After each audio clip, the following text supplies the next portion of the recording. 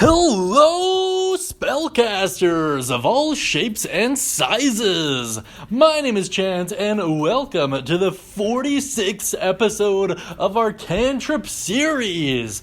Today we're going to be covering a very new, very cool, very sleek, and very stylish cantrip.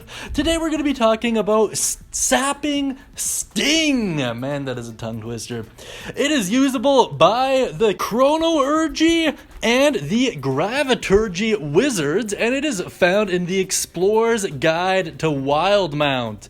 Now, this is a relatively new extension on the 5e game universe.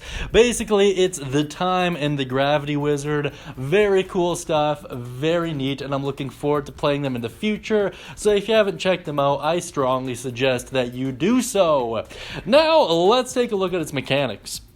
So like most cantrips, its damage scales based off of character level.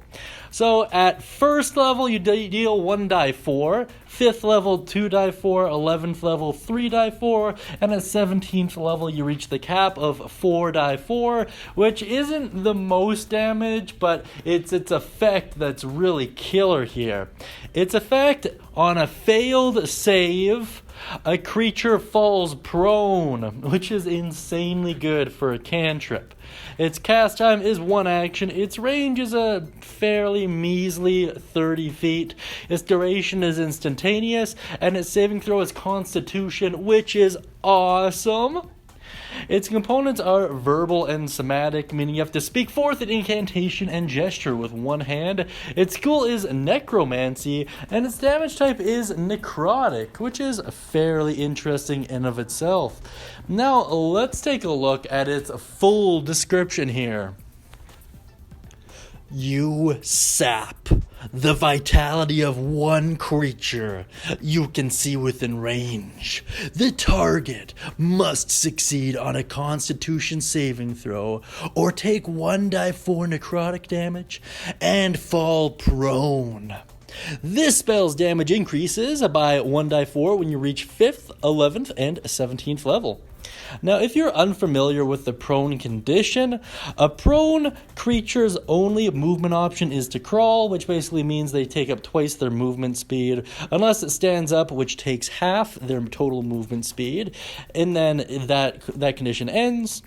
The creature also has disadvantage on attack rolls, and attack rolls against the creature have advantage if the attacker is within 5 feet, otherwise the attack rolls have disadvantage.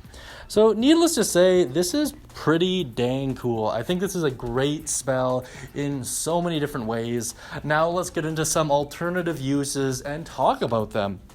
So I think the best way to use this spell, and this is especially valid if you go with the Chronourgy wizard. I don't know if I pronounced that right. Jeez, it's a tongue twister and a half. Reason being is as they level up, they actually get to add their intelligence modifier to their initiative rolls. And if you do that, then this is a great way for you to set up for future plans.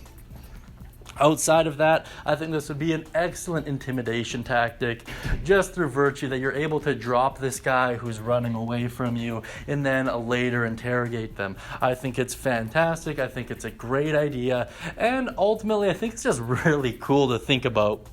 That being said, guys, if you can come up with any alternative uses, any cool stories, any thoughts, ideas, or questions, please put them down in the comment section beneath. I'm always curious to see what you guys have to say.